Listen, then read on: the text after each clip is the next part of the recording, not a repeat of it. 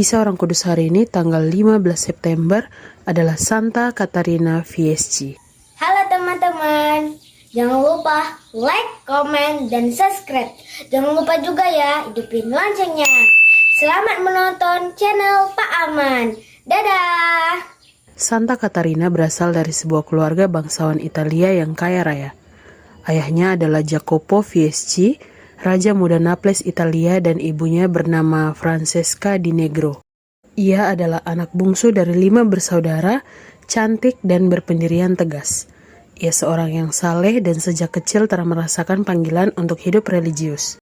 Pada usia 13 tahun ia mencoba masuk biara, namun tidak diterima karena usianya yang masih belia. 3 tahun kemudian ia dijodohkan dan menikah dengan seorang bangsawan muda Genoa bernama Giuliano Adorno. Awal perkawinan mereka tidak begitu bahagia. Giuliano adalah seorang suami yang acuh tak acuh, terkadang kejam, sering melakukan kekerasan dan tidak setia. Catarina harus menanggung penderitaan batin yang luar biasa karena sikap suaminya. Ia menjadi acuh tak acuh terhadap iman dan mengalami depresi. Secara ekonomi mereka tidak kekurangan apapun karena harta warisan orang tua berlimpah-limpah. Ia hidup berfoya-foya dan menikmati kesenangan duniawi. Namun batinnya tidak tentram dan selalu gelisah. Pada tahun 1473 ketika sedang berdoa di sebuah biara di Genoa, Catarina mengalami sebuah penglihatan dan jatuh ke dalam ekstasi rohani. Dalam visinya ia mengalami kasih Allah dan melihat semua dosa-dosa yang telah dilakukannya sepanjang hidupnya.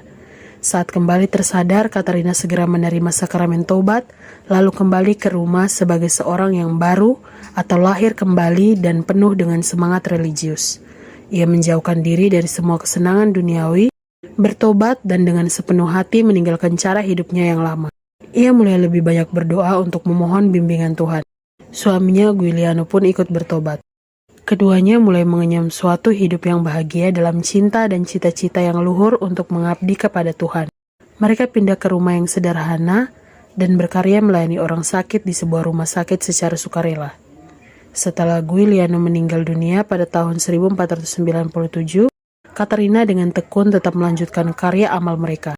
Ia menjadi anggota Ordo ketiga Fransiskan dan hidup kudus dalam doa dan mati raga. Tuhan memperhatikan hambanya dan memberinya banyak karunia istimewa dan kehidupan mistik yang tinggi.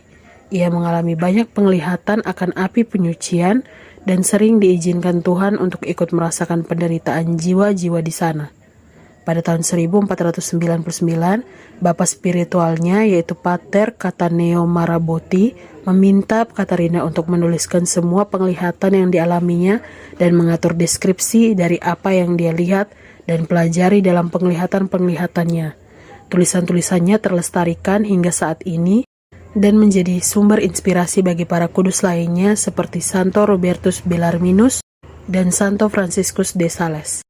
Selama penyelidikan untuk proses kanonisasinya, The Congregation for the Doctrine of the Faith dari Tahta Suci Vatikan menyatakan bahwa melalui tulisan-tulisannya saja sudah cukup untuk membuktikan kesuciannya. Santa Catarina Fieschi tutup usia pada tahun 1510.